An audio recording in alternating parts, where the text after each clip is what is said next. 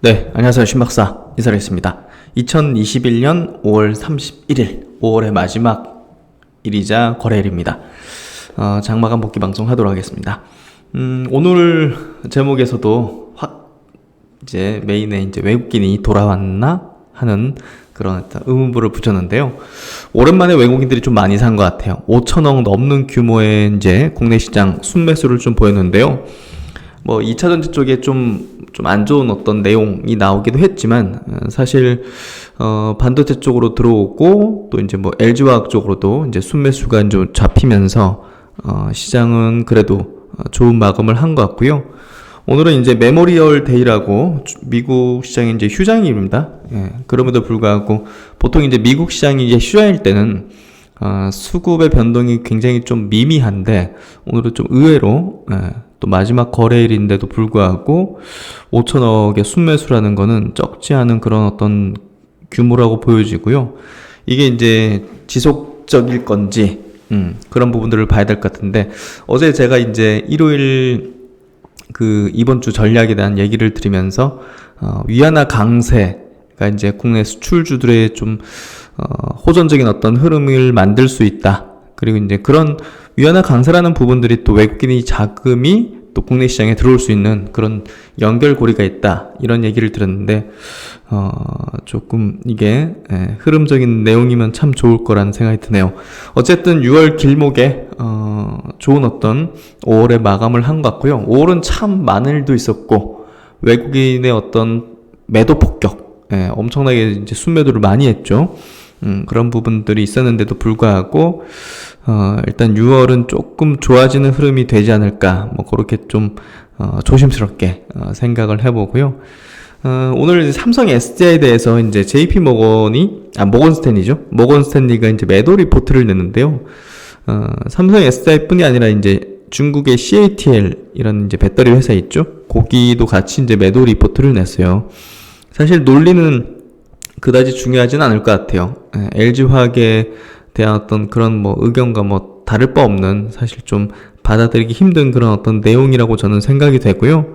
그걸 하나하나 뜯어가지고 반박하는 건 별 의미가 없는 것 같고, 결국 그냥 때리고 싶은 거예요. 이들의 배터리 기업들을, 이제 한국의 배터리 기업뿐 아니라 이제 중국의 배터리 기업까지 결국은 향후 이 전기차 시대의 어떤 패러다임을 좀 쥐는 쪽이 이제 배터리, 2차전지다 보니까 그게 다 이제 한 중일이 끼고 있다 보니까 결국은 서방 세계 저런 어떤 증권사들이 조금 공격적인 스탠스를 좀 취하면서 산업의 성장을 조금 가로막는 느낌이거든요. 그래서 좀 이제 좋지 않은 의도성으로 낸 게 아닌가 하는 생각이 LG화학과 마찬가지로 좀 듭니다. 어찌됐든 일시적인 내용이라고 볼 수밖에 없고요. 그런 부분에서 투자 전략 자체를 바꿀 필요가 전혀 없다고 생각합니다.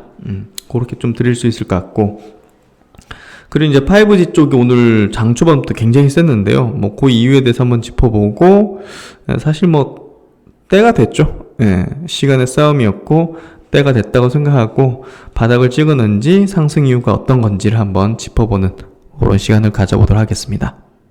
먼저 이제 장 마감부터 해보도록 하죠. 코스피 지수 0.48% 올라서 3,200포인트를 돌파했습니다. 그래서 기념비적으로 3,200을 회복하는 흐름, 그리고 상승 종목 수가 이제 500여 종목 많았죠, 압도적으로. 그리고 코스닥 지수도 0.4% 강세, 981포인트로 오늘도 이제 바이오 섹터 괜찮았고요. 경제활동 재개주 있죠. 면세점, 여행, 항공, 이런 쪽, 카지노, 호텔, 레저, 이런 쪽이 같이 또 동반 상승하면서 지수를 좀 밀어 올려줬고요. 상승 종목이 800여 종목이 넘습니다. 그래서 오늘 오후로 갈수록 강한 어떤 흐름에 시장이 좀 전개됐고요. 외국인이 코스피 시장에서 5,200억을 순매수, 기관이 7,800억을 순매도. 그래서 금융투자가 이제 지난주에 들어왔던 것들을 쏟아낸 것 같고요. 어쨌든 기계적인 애들이고, 단기적인 어떤 애들이죠. 연기금도 한 1,000억 가까이 매도를 했고요. 투신하고 사모펀드가 이제 순매수를 했습니다. 개인도 2,500억 정도를 순매수했고요. 코스닥은 큰 변동의 수급은 아니었던 것 같아요. 업종별로 보는 게 제가 볼 땐 조금 더 중요할 것 같은데요. 여기 보시면 화학 업종이 이제 대부분 배터리 쪽인데요. 배터리 쪽하고 뭐 화장품 쪽, 그리고 이제 뭐 케미칼 쪽. 근데 이제 LG 화학은 오늘 순매수였고요. 역시나 이제 SDI 쪽으로 순매도를 좀 상당히 많이 했던, 근데 기관들도 굉장히 많이 했어요. 2,500억을 여기서 이제 순매도를 했죠. 그래서 그런 부분에서 연기금이 좀 주도하는 그런 수급을 좀 보여준 것 같고요. 의약품 업종은 외국인이 플러스, 그리고 전기전자, 반도체 쪽으로 수급이 들어왔다는 것은 굉장히 고무적인 겁니다. 이건 지수적으로도 중요한 포인트고, 6월 참 지수에 대한 전망은 좀 조심스러울 수밖에 없고요. 어쨌든 그렇게 부정적으로 볼 필요는 없을 것 같습니다.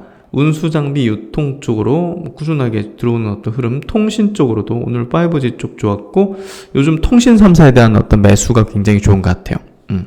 그래서 웬만큼 밑에 있던 업종들을 다 끌어올렸어요. 돌아가면서. 그래가지고 최근에 뭐 어떻게 보면 안 올랐던 거를 꼽자면 5G 쪽하고 뭐 바이오 쪽 아니겠어요? 그래서 그런 쪽으로 오늘 뭐 음식료도 상당히 좀 밀어 올리는 것 같고, 그래서 안 오른 것들을 찾는 그런 게임? 그런 느낌들이 좀 있는데요. 5G도 올렸으니까 이제 뭐 바이오가 좀 세게 좀 오를 만한 차례가 된 게 아닌가, 그런 생각이 듭니다. 사실 뭐 두산중공업 같은 기업들도 오를 만한 모멘텀 이런 것들은 굉장히 좀 부재한데 뭐 탈원전에서 소형 원전 뭐 이런 걸로 막 붙여가지고 막 급등시키잖아요. 그러니까 그냥 붙이기 나름이거든요, 사실. 두산중공업 이런 것들까지 막 끌어올린다는 것 자체가 지금 시장의 어떤 성격을 좀 말해주는 것 같아요. 두산중공업 이런 것들을. 기관들은 파는데 이제 외국인이 이제 프로그램성으로 이제 붙는 건데요. 올라가니까 이제 프로그램이 붙으면서 이제 더 끌어올리는 8조 4천억이고, 그래서 이런 것들이 이제 보시면 사실 뭐 3년 연속으로 2020년까지 뭐 계속 이렇게 당기순이익 적자를 꽤나 규모 있게 했거든요. 2018년도 5천억, 2019년도 3,900억, 2020년도 작년에 1조 원의 이제 단기 손실을 봤거든요. 그래서 자회사들도 이제 굉장히 좀 좋지 않은 실적을 냈고 4년 연속이네요.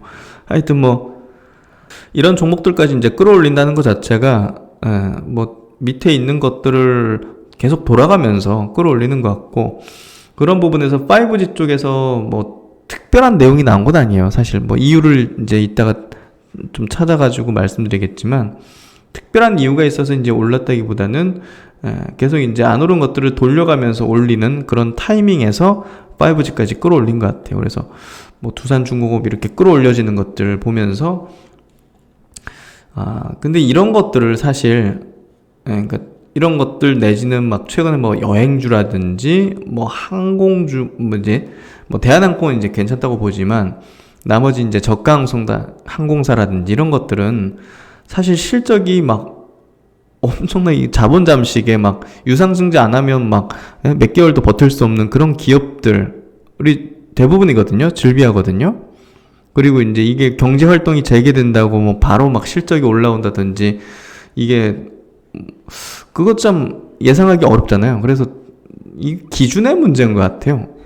저는 이제 그런 것들을 뭐 저가항공이라든지 이런 것들을 저는 제 기준상은 살 수가 없겠더라고요.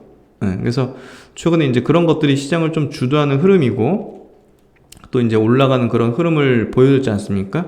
오늘도 뭐 이런 것들, 뭐 하나투어라든지 6.9% 올랐죠? 모두투어 뭐 이런 것들.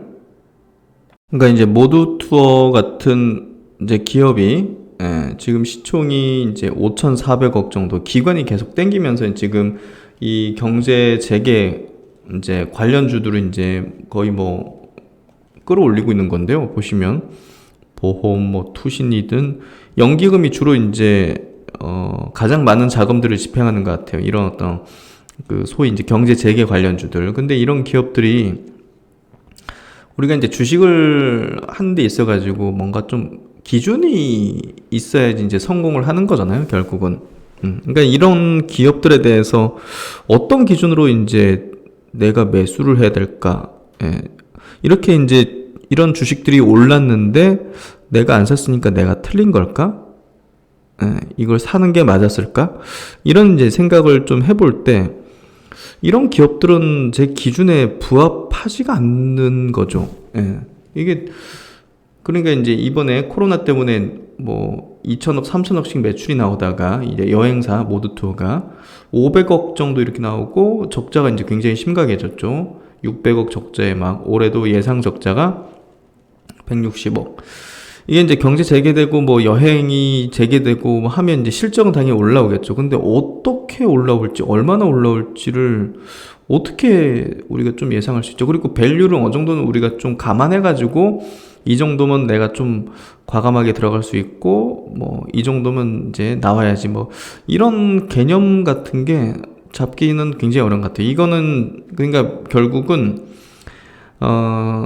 이 수급들은 결국은 이 기업의 어떤 펀더멘털이나 향후 어떻게 실적될 건지에 대한 포인트를 잡고 들어오는 게 아니라 그냥 이거 같이 묶어서 지금 이거를 뭐 카지노, 뭐 호텔, 레저, 여행, 항공 이거를 면세 한 대 묶어서 그냥 같이 그냥 박스로 사는 것 같아요. 실적이 어떻게 나오든 이게 뭐가 무슨 펀더멘털이 있고 어떤 내용이 있고 이거를 분석한 게 아니에요. 제가 볼 때는. 그러니까 모르겠어요. 이건 제 기준에는 부합하지 않는 거래이자 투자인 것 같아요. 그래서 이런 기업들이 올라가는데도 불구하고 전 손도 대지 않는 이유는 이거 뭐 적자도 심각한데 실적이 또 어떻게 나올지를 우리가 어떻게 알 수 있으며 코로나가 확실히 이게 뭐 완전히 꺾여가지고 완전히 여행 자유화가 될 것인지 뭐 이런 것들 있잖아요. 그런 것들에 대해서 확신을 좀 가질 수 있어야지. 우리가 전기차 시대로 접어들고 뭐 바이오 시대로 접어들어가지고 그 안에서 얼마의 딜이 발생하고 뭐 얼마의 가치가 형성되고 이런 것들은 우리가 가시성이 있거든요. 보이거든요. 어느 정도 측정할 수 있고 예상해 볼 수 있고 전망을 좀 해볼 수 있고 기술력을 얼마나 갖고 있는지. 근데 이거는 모르겠어요.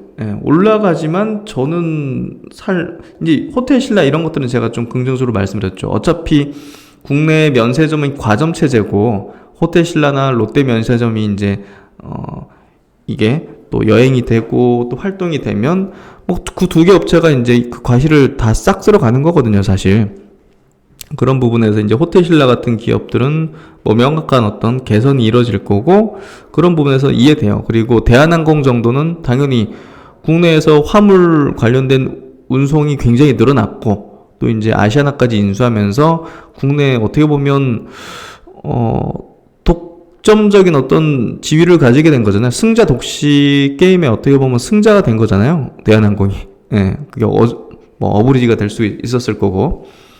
그래가지고 이제 뭐 해운 업계도 한진해운이 망했기 때문에 이제 HMM 같은 과거 이제 현대상선이라는 기업이 거의 뭐 그렇게 또 승자 독식에 최근에 주가의 어떤 폭등을 이제 보였다고 생각되는데 어쨌든 이런 기업들에 대해서는 이거는 모르겠어요. 좀 기준을 어떻게 가져야 될지 저는 가늠은 좀 안 되는 것 같아요. 그래서 일부 뭐 종목 뭐 대한항공이라든지 뭐 호텔신라 정도 제외하고서는 저는 손을 댈 수도 없고 여러분에게 추천할 수 있는 저의 어떤 논리나 기준 명분이 좀 없죠.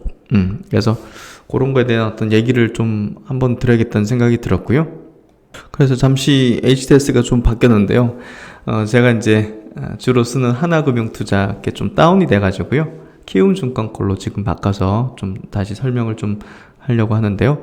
어쨌든 이제 이어서 얘기를 드리면 이런 뭐 참 좋은 여행 이런 것들이 이제 17% 이렇게 급등을 했잖아요. 그래서 이런 것들은 제가 이제 어떤 기준상 좀 제가 하는 그런 부분에 부합되는 것들은 아니거든요. 그래서 이런 것들이 오른 거 제가 잡지 못했던 거는 뭔가 옳고 그름의 문제는 아니고요. 기준의 문제인 것 같아요. 그래서 그런 부분에서 개인적으로는 이런 종목분들이 과연 이제 지금 실적 베이스보다는 기대감으로 지금 올라가는 거기 때문에 이런 형태의 어떤 이런 형태의 상승을 한다는 건요. 사실 이건 끝이 있다는 거예요. 우리가 이제 뭐 전기차라든지 플랫폼 기업이라든지 뭐 이런 쪽 같은 경우는 끝이 없죠. 끝이 없다는 게 이제 중장기 상승 추세를 보이는데 뭐 조정을 보일 수도 있고 그런 거지만 이런 종목군들은 구조적인 성장을 할 수는 없는 것들이기 때문에 사실상 그리고 실적이 어떻게 될지에 대한 가시성 실적이 뭐 매출이 1,000억이 나올지 2,000억이 나올지 이익이 100억 플러스가 나올지 100억 마이너스가 나올지 이런 것들에 대해서 지금 그 누구도 근접하게 예상할 수 있는 사람 있을까요? 없어요. 예. 그냥 이게 기대감입니다. 경제활동 재개되니까 그래 여행, 항공, 면세, 카지노, 호텔, 레저, 화장품, 엔터, 예. 이렇게 그냥 지시 내리는 거죠, 사실. 그래가지고 그런 것들이 이제 기관의 수급, 특히나 이제 연기금의 수급으로 이제 대부분 잡혀가지고 가는 건데요. 사실 개인적으로는 연기금이 하는 그런 거래나 이제 매매를 굉장히 저는 실력 있다고 인정하긴 좀 어려울 것 같아요. 그런 부분에서 본다면 이런 기업들에 대해서 지금은 저는 접근 안 하는 게 낫다고 봐요. 끝이 있다는 거는 분명히 이거 어느 순간부터는 매물 나올 거고요. 밑에서 매집했던 어떤 뭐 세력 측이라든지 큰손 측 이런 데서는 분명히 어느 순간부터 매물을 내놓을 겁니다. 그래서 끝이 보이는 그런 상승이라는 측면에서 본다면 주의를 하셔라는 거예요. 왜냐하면 오늘 제가 이제 이런 얘기를 좀 드리는 이유는 이렇게 이제 장대 양봉을 서가지고 이제 대중들에게도 맞아 경제 활동되지 이러면서 이런 것들이 날아갈 때 잡는 경향이 많거든요. 그러니까 주식에 대해서 내공이 좀 깊으신 분들보다는 이제 경력이 별로 없는 이제 투자자분들, 일반 이제 개인 투자자분들이 주로 이제 이런 것들이 이제 언론에 많이 노출되고 이런 것들이 올라간다는 것들을 뉴스나 이런 기사화된 것들을 통해서 보게 되고 하면서 이제 매수하는 그런 타이밍부터 이제 이런 것들이 주구장창 빠지기 시작하거든요. 그래서 그런 끝이 보이는 그런 흐름이기 때문에 되도록이면 굉장히 주의를 하시라. 지금 이런 대중의 뒤안길에서 잠잠했던 오늘 같은 경우 5G가 움직였던 게 그런 이유라고 보거든요. 소외된 쪽에서 이제 피어오르는 거죠. 그런 것들을 개인들은 계속 던지고 손절하고 하면서 밑에서 메이저들은 세력들은 이제 받아 먹었을 거라는 거죠. 그러면서 이제 그런 것들을 이제 어느 정도 매집이 됐다 판단하면 탁 끌어올리는 그런 순간이 되는 거죠. 바이오 쪽에서도 그런 모습들이 이제 많이 제가 볼 땐 보이거든요. 그래서 뭐 첫랩 이런 것도 이제 바닥 짚고 올라오잖아요. 그런 것들 보면 결국은 준비된 것들 그런 것들을 이제 잡아채는 게 맞고요. 이미 이제 막 파티를 벌이고 있는 막 이런 것들을 잡겠다고 달라붙는 것 자체가 저는 굉장히 위험한 겁니다. 이런 것들은 갑자기 유상증자가 터질 수도 있어요. 왜냐하면 자본 잠식이 굉장히 많거든요. 그래서 CJ, CGV 이런 것도 CJ 계열을 대기업인데도 불구하고 전환사채를 발행하다고요? 전환사채는 뭐겠습니까? 은행에서 돈 빌릴 수 없으니까 이제 사채 발행하는 거거든요. 그래서 그런 것들이 결국은 장대 양봉을 이렇게 만들잖아요. 이거 개인들 꼬이게 만드는 그런 시세의 흐름이거든요. 이런 것들은 굉장히 주의하셔야 되고 접근해서는 저는 안 된다고 봅니다. 기관이 사면서 지금 이러고 있잖아요. 지금 그렇죠. 그래서 이런 것들에 이제 제가 볼 때는 유혹에 빠지면 안 된다 이렇게 생각됩니다. 그래서 이런 기업들은 실적 가시성이 굉장히 좀 어렵기 때문에 주의가 많이 필요하다 이렇게 좀 말씀을 드리도록 할게요. 근데 키움증권 HTS가 제일 잘 돼 있다는 얘기를 많이 듣는데 기능들이 진짜 많은 것 같네요. 기능들도 진짜 많고 저는 좀 단순하게 딱 몇 가지 기능만 활용하다 보니까 이렇게 많은 어떤 다양한 기능을 갖고 있는 HTS를 선호하진 않는데 하여튼 진짜 많은 것 같아요. 뭐가 신호도 계속 올라오고 하여튼 어찌됐든 요 시총 상위주들 한번 체크해보죠. 삼성전자가 이제 0.5% 오르면서 오늘 이제 외국인 수급들도 이제 들어오는 흐름을 보였는데요. 외국인 수급도 300만 주 이렇게 들어왔고 SK하이닉스 1.6% 외국인 수급이 들어왔죠. 네이버도 1.2% 상승하면서 이런 것들은 장기 성장하는 기업이기 때문에 쫙 보고 있다가 이제 조정받으면 더 물량을 늘리고 하는 식으로 하면 될 것 같아요. 그래서 최근에 카카오가 밸류가 너무 올라왔는데요. 오늘 오전에 이제 그 3프로TV 그 기자님 성함을 제가 까먹었네. 권순우 기자님이신가? 하여튼 그분이 참 얘기를 잘 하시더라고요.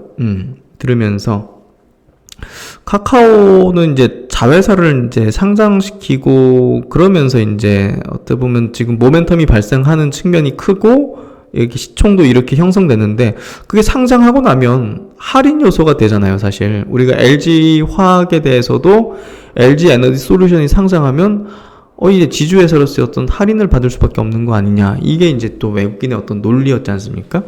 그러니까 카카오 같은 경우는 사실 엄청난 할인을 향후에 받게 될 수밖에 없겠죠. 다 상장하니까. 예, 그런 부분에서 본다면 야, 이거 좀 그런 측면에서 본다면 좀 부담스러운 밸류가 올라오는 거 아니냐 하는 그런 의견도 한번 일견 타당하다는 생각이 들어요. 그런 부분에서 볼 때 네이버가 저는 상대적으로 더 현 시점에서 메리트가 훨씬 큰 것 같아요. 그 정도. 두 기업 다 이제 굉장히 좋은 기업이고 앞으로도 계속 이제 지속 성장할 거지만 현 시점에서 밸류상 볼 때 사실 뭐 이게 뭐 퍼로 따져가지고 이렇게 뭐 고평가니 저평가니 하는 그런 기업들은 아니지만 플랫폼이기 때문에 뭐 그럼에도 불구하고 여러 가지 어떤 뭐 전체적인 어떤 맥락을 볼 때 야 이거 네이버가 사실 장상이 좀 저렴한 거 아닌가.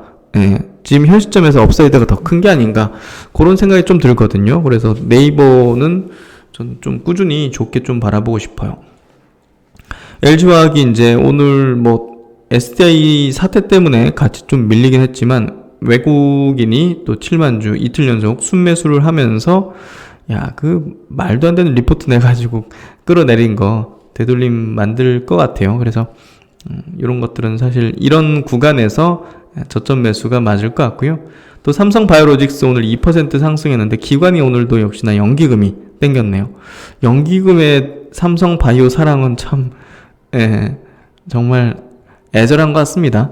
이재용 부회장이 또 8.15 이제 특사 사면을 받을 것 같은 그런 분위기가 연출되고 있는데 어쨌든 뭐 그리고 이제 장 마감하고 나서 코로나19 백신 원액 생산을 한다는 그런 이제 한국경제의 단독 보도가 나왔어요. 요 내용이죠. mRNA 이제 코로나 백신 원액 위탁 생산에 나선다는 이제 단독 보도인데요. 그래서 이제 그 모더나로부터 이제 수주 받은 거는 DP라고 이제 어떻게 보면 이제 유료병에 이제 약을 넣는 그 과정이죠. 그것도 이제 사실 뭐 아무나 하는 건 아니죠. 뭐 사노피 같은 기업도 이제 하는데요. 사실 마진이 굉장히 적고 사실 좀 자존심 상으로는 뭐 1위 이제 CMO라는 어떤 그런 위상에 좀 부합하지 않았는데요. 코로나19 백신 등의 원액 생산을 위한 설비 증서를 이제 준비를 하고 있다고 합니다. 그래서 어디 수주를 받은 건 아니고 증서를 이제 준비를 하고 있고 인천 송도 13 공장에 관련 설비를 추가해서 본격적인 수주에 나설 예정이다. 그래서 뭐 이런 거를 기사로 이렇게 단독으로 참 그래서 증설 완료 시기는 내년 상반기이기 때문에 사실상 이제 좀 되게 멀게 이제 남은 그런 내용이라고 보면 될 것 같고요. 야, 이런 것도 준비하고 있다. 이 정도로 보면 될 것 같아요. 그리고 이제 카카오 0.8% 올랐고요. 오늘 외국인들이 역시나 51만 주 순매수, 현대차 1.2% 상승. 지난 금요일 날 외국인의 폭격 매수로 5% 급등 뒤로 오늘도 1% 넘는 상승을 보이는데 외국인이 매수 수급의 어떤 주도권을 쥐고 있네요. 그래서 기아도 1% 올랐고요. 현대모비스도 0.5% 올랐습니다. 현대모비스가 상대적으로 좀 약한데요. 키 맞추기 할 거라 보고요. 어쨌든 현대차가 이제 제일 좋은 어떤 시세 흐름, 기아차도 이제 괜찮네요. 기아차, 현대차가 올해 이제 전기차 판매에 대한 어떤 기대감들, 미래 사업에 대한 어떤 포지션을 글로벌적으로도 강화하고 있다는 부분이 아무래도 높은 어떤 가치를 향후 받지 않을까 생각이 돼요. 그래서 현대차, 기아차 저는 여전히 그렇습니다. 너무 싸요. 너무 쌉니다. 장기적인 관점에서. 그리고 이제 삼성 SI가 오늘 3.9%, 4% 가까이 밀렸습니다. 외국인이 12만 주, 기관이 18만 주를 이제 순매도했어요. 개인이 다 담았는데요. 그래서 참, 이게 뭐, 내일도 하루 더 빠질 수도 있어요. LG화학도 그랬잖아요.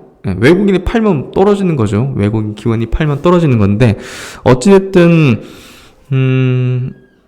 장기적인 관점에서 바라본다면, 요것도 역시나 LG화학과 마찬가지로 저점 매수의 어떤 기회다. 그렇게 보고요. 올해는 이제 배터리 사업 부분에서도 흑자 전환이 거의 확실시 되고 있는 상황이에요. 그런 부분들도 우호적인 방향으로 바라봐야 되지 않을까 이렇게 생각합니다. 셀트리온 0.37% 상승. 사실 저는 저점 찍었다고 생각을 하고 있거든요. 그래서 부담 없는 구간대로 가고 있다 봐요. 그래서 시장이 빠져도 제가 볼 때는 상대적으로 셀트리온은 잘 방어할 거다. 혹여라도 지수가 밀린다면. 외국인이 오늘 9만 주 넘는 수준의 순매수를 했습니다. 오늘은 이제 화학이라든지 철강이라든지 그런 경기 민감 섹터는 좀 빠진 것 같아요. LG전자 0.3% 올라서 외국인이 이틀 연속 순매수. LG전자도 사실 가전이 이제 상당히 좋았잖아요. 근데 이제 본격적으로 집을 떠나서 경제활동, 외부활동을 재개하면 그런 가전에 대한 수요가 계속 이제 좋긴 하지만 상대적으로 율 자체가 성장률 자체가 조금 둔화되는 거 아니냐 이런 우려도 있거든요. 근데 그런 부분보다는 7월에 이제 임박했네요. 마그나하고 이제 합작 법인 설립되는 거, 그리고 본격 수주가 되는 거, 그런 부분들을 더 중요하게 저는 봐야 된다고 생각합니다. SK이노베이션 3.2% 빠졌는데 오늘 외국인 기관이 좀 많이 팔았네요. 배터리 이슈 때문에 그런 것 같고요. KB금융 지금 은행주들이 좀 좋아요. 외국인들도 대량 매수하고 있고 추세적으로 조금 더 상승할 것 같아요. 흐름상. 신한지도 마찬가지로 이런 흐름 자체가 빠르진 않지만 점진적인 어떤 상승세를 좀 이어갈 그런 흐름인 것 같아요. LG생활건강은 꾸준한 어떤 상승세 보여주고 있고, 요즘 통신 3사 좋아요. SK텔레콤 보합이긴 하지만 그래도 좋은 어떤 흐름을 보여주고 있는 것 같고요. 그리고 SKI테크놀로지, 요거 최근에 기관 외국인들 너무 수급이 좋다. 특히 기관 말씀을 드렸는데 계속 올라가는 추이를 보여주고 있고요. 대한항공, 제 항공주 중에서 그래도 이제 대한항공은 신고가 내지 않겠느냐. 하여튼 좋은 흐름인데 최근에는 기관하고 외국인들이 조금 차익 실현을 시작은 하는 것 같아요. 그래서 조금은 너무 높은 수익률을 추구하는 건 아닌 것 같아요. 그렇게 보시면 될 것 같고, 오늘 바이오 종목들 전체적으로 좋았어요. 사실 셀트리온 헬스케어도 0.4% 올랐고 셀트리온 제약도 0.8% 오르면서 사실상 좀 바닥권을 확인했다는 인식을 좀 주고 있고, 펄어비스 4% 상승. 오늘 이거 알테오젠 이거 오늘 굉장히 셌는데 어쨌든 바이오 종목들 바닥에서 올라오는 것들 중소형주든 대형주든 가릴 거 없이 나타나고 있다. 6, 7개월, 8개월 쉬었는데 이제 사이클 이제 순환매 돌 때 됐죠. 그래서 3% 알테오젠도 상승했고요. HLB도 2% 상승했고, 오늘 2차전지는 안 좋았으니까 에코프로비엠 2% 빠졌고, 오늘 2차전지 쪽에 LNF 3% 빠졌고, 이런 흐름이었고요. KMW가 7.9% 상승. 진짜 강했는데요. 5G 상승에 대해서는 먼저 이제 통신주들이 최근에 좋았던 이유하고 좀 연결해 볼 필요는 있는 것 같아요. 5월 28일에 나온 NH투자증권의 리포트인데요. 그때도 이제 SK텔레콤, KT에 대해서 목표 주가 상향을 하고 이제 파저티브 이제 투자 의견을 좋게 이제 유지를 했는데요. 기대했던 5G 효과 이제서야 나타나 해서 5G로 인한 매출액과 영업이익 증가 구간에 본격 진입했다. 그러니까 통신사들이 5G가 안 좋았던 이유가 삼성전자 같은 기업이 해외에서 수주에 좀 실패하기도 했지만 국내 이제 통신사들이 28GHz에 대한 5G 투자에 대해서 좀 미온적인 이제 스탠스를 좀 취했기 때문인 것도 굉장히 컸죠. 예. 근데 이제 5G로 인해서 이제 매출액과 영업이익이 증가 구간에 본격 진입한다는 거, 이게 이제 최근에 주가에도 반영되면서 좋은 어떤 분위기를 형성한다는 거는 5G 투자를 좀 할 수 있지 않을까? 이런 기대감이 좀 붙는 거죠. 이는 이제 2012년, 2013년 LTE로 인해 실적 성장 및 주가 상승의 데자뷰다. 지난 몇 년간 소외되어 온 통신주는 주가 회복 구간에 진입할 것이다. 그래서 통신주들의 최근 흐름 굉장히 좋은 거, 조금 더 이제 움직일 수 있다는 걸로 개인적으로 좀 생각을 하고요. 2021년 하반기 통신 서비스, 이번엔 움직인다. 그래서 2021년 하반기 통신 서비스 업종에 대한 투자 의견 파저티브를 제시하며 비중 확대 권고, 통신주는 지난해부터 실적에 점차 반영되던 5G 효과가 극대화되며 영업이익이 증가하는 시기에 진입한 반면 지난해 하반기 이후 주식시장 회복기에도 지속 소외되면서 실적 성장 대비 밸류에이션이 최근 몇 년간 최저 수준으로 하락하여 저평가 매력이 부각됐다. 또한 중장기 성장 동력을 확보하기 위해서 비통신 사업에 대한 투자를 활발히 추진 중인 점도 긍정적이다. 고가형 스마트폰뿐만 아니라 중저가형 스마트폰까지 5G로 출시되면서 5G 보급률이 확대되고 있고, 이에 따른 매출 성장 본격화, 연말까지 핸드셋 기준 5G 보급률 약 42% 이상 기록할 전망이다. 야, 이거 거의 절반인데 저는 아직 5G가 아닌데 하여튼 그 정도로 지금 보급이 좀 가파르게 올라오는 것 같고요. 스마트폰 사양의 상향 평준화, 교체 주기 확대 등으로 마케팅 경쟁 안정화 구간이 지속되고 있고, 5G 투자도 다운사이클에 진입하여 통신사들의 부담 축소다.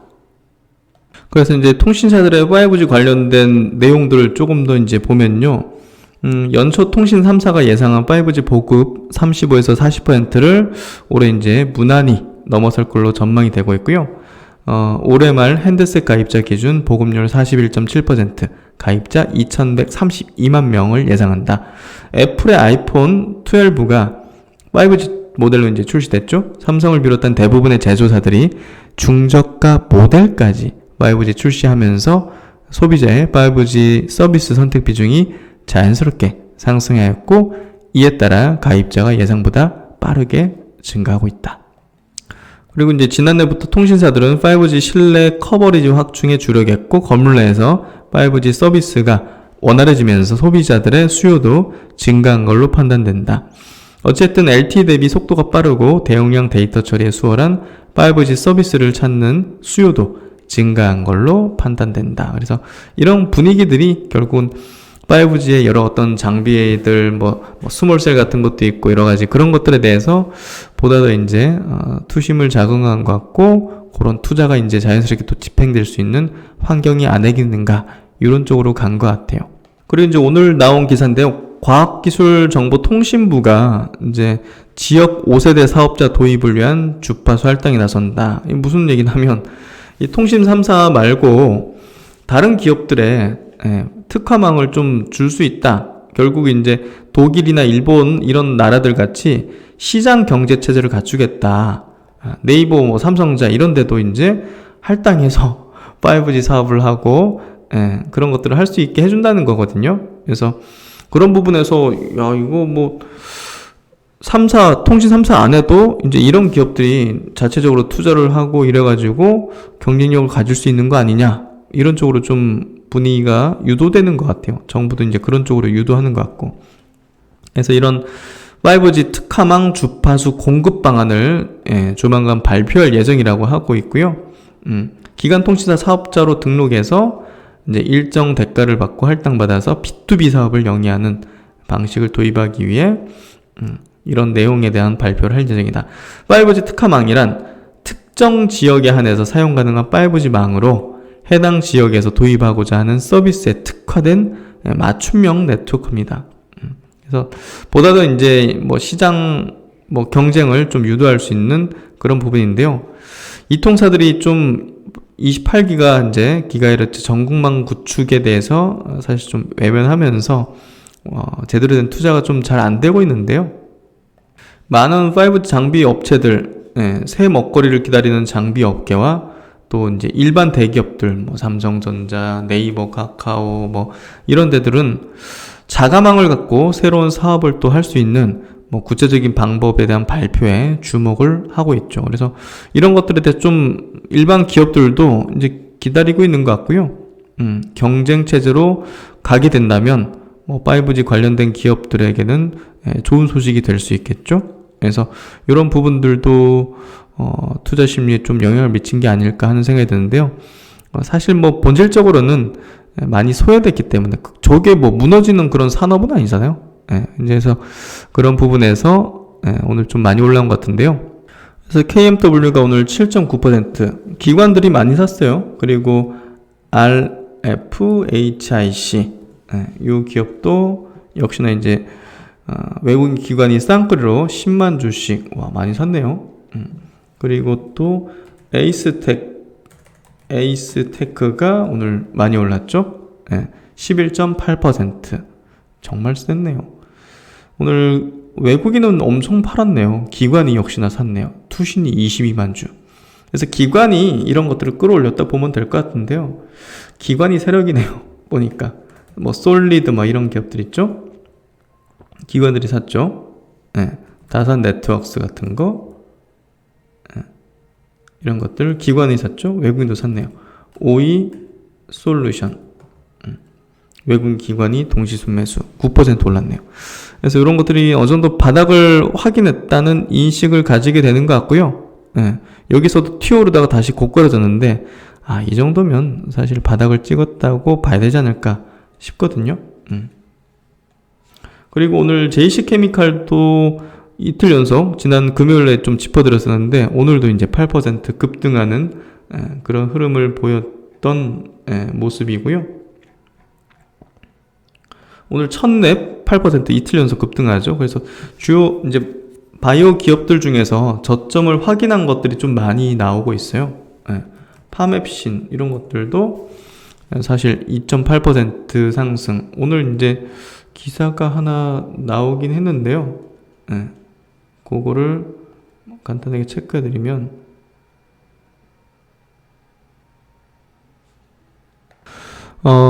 이게 제가 쓰는 HTS가 아니니까 좀 어렵네요. 어쨌든 이제 전환사채 발행 후 만기 전에 사채투자이다. 이건 무슨 얘기냐면요. 이런 이제 기사 이제 공시 한 번씩 보시게 될 텐데, 전환사채를 이제 발행했다는 거는 이제 그 가져간 쪽에서는 주식으로 전환해서 이익을 내겠다는 관점이 더 큰 건데요. 그러지 못하겠다는 겁니다.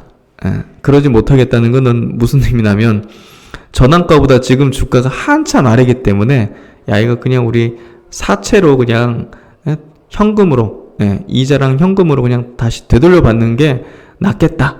이렇게 판단한 거예요, 그쪽에서. 그래가지고 그 요구, 풋옵션을 행사한 거거든요.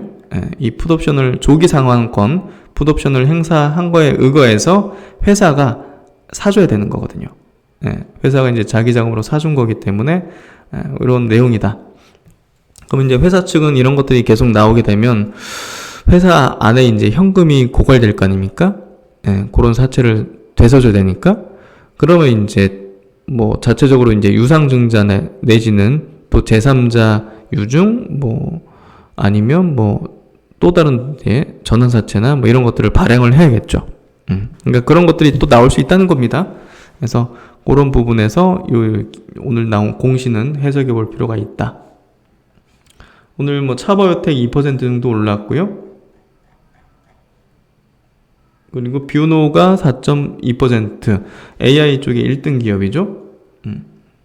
그래서 최근에 또 관심을 좀 시장에서 받고 있는 진원생명과학, mRNA 관련해서 이제 생산 기술을 갖고 있는 굉장히 독보적인 기업이죠. 또 미국의 허가받은 그 생산 공장까지 이제 갖고 있거든요. 자회사 통해서. 그래서 그런 부분들도 추후에 또 부각될 수 있는 그런 여지가 좀 열려 있다.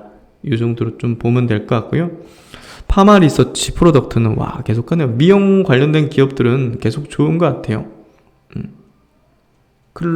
클래시스도 0.98% 상승하면서 역시나 오늘도 이제 기관의 어떤 수급으로 올라가는 그런 상승하는 그런 흐름을 계속 보여주고 있네요. 신흥 SAC도 0.5% 상승. 그리고 이제 리메드도 오랜만에 짚어드리는데요. 이중 바닥 형태를 좀 형성한 것 같아요. 1.6% 상승하면서, 그러니까 이제 리메드나 뭐 정말 뭐 그런 것 많이 빠졌거나 이제 너무 소외됐던 바이오 종목들 있잖아요. 이런 것들이 이렇게 좀 바닥을 확인하는 시세들이 좀 형성되고 있거든요. 이거 굉장히 좀 우호적인 거죠. 그럼 이제 종목은 요 정도 체크를 해보고요. 삼성 SDI 외국계 매도 리포트 내용 한번 간략하게 좀 볼게요. 시총이 이제 2조 날라갔다. 어쨌든 지난주 LG화학의 목표 주가 반토막 보고서 쇼크에 이어서 연타석으로 지금 뭐 배터리 쪽에 대한 기업에 대해서 이렇게 또 쓰면서 급락을 했는데요. 어쨌든 모건스탠리는 전기 자동차 배터리 산업의 패러다임 변화로 인해 배터리 제조사들의 경쟁 과열이 예상된다며 투자 의견을 비중 축소, 목표 주가를 이제 하향 조정했다. 전기차 시장은 10년간 연평균 20% 성장세를 보이고 있지만 배터리 제조사들의 수익성은 이에 미치지 못하고 있다. 배터리 제조사들이 매출 규모와 시장 점유율을 늘리는 데 집중한 데다 경쟁이 과열되면서 수익성도 약화되고 있다는 분석이다. 이 숑킴, 또 이제 한국계 미국인인가요, 이게? 숑킴 모건스탠리 연구원은 전기차 배터리 제조사들이 신규 진입자로 인해서 경쟁 압력이 거세지면서 비교적 주가 상승이 제한적이라며 배터리 제조사보다는 전기차 OEM 업체나 하위 부품 업체에 더 비중을 둘 것을 권한다. 그래서 뭐 LG화학과 같은 어떤 내용이라고 보면 될 것 같고 거의 비슷하고 또 이제 반응도 비슷한 어떤 주가의 어떤 반응을 보였는데요. 제가 볼 때는 이런 거에 뭐 너무 흔들릴 필요는 없다고 봅니다. 그리고 이건 이제 노이즈일 뿐이지 기업의 어떤 근간을 흔드는 그런 내용도 아닐 뿐더러 이 논리 자체가 저는 터무니없다고 생각합니다. 그래서 그런 부분에서 이런 리포트가 왜 자꾸 나오는, 뭐 이거 막을 수가 없잖아요. 막을 수는 없는 것 같은데 뭐 이들이 그런 자기 생각 의견이라는데 뭐 어쩌겠어요. 뭐 이게 이제 반응하는 거는 이제 대체적으로 이제 외국인이 거기에 따라서 또 매도를 하고 또 거기에 또 반응해서 일반 개인 투자를 또 혼란스러운 어떤 상황에서 투매도 같이 하는데요. 어쨌든 전략상 변경할 필요는 없다는 얘기를 좀 드리도록 하겠습니다. 그래서 지수 차트를 아까 좀 보지 않았던 것 같은데요. 코스피 지수 차트 이렇게 또 고개를 드는 또 모습을 보이면서 또 이제 신고가 부근에 딱 올려놓는 그런 흐름이 전개되고 있고요. 그리고 이제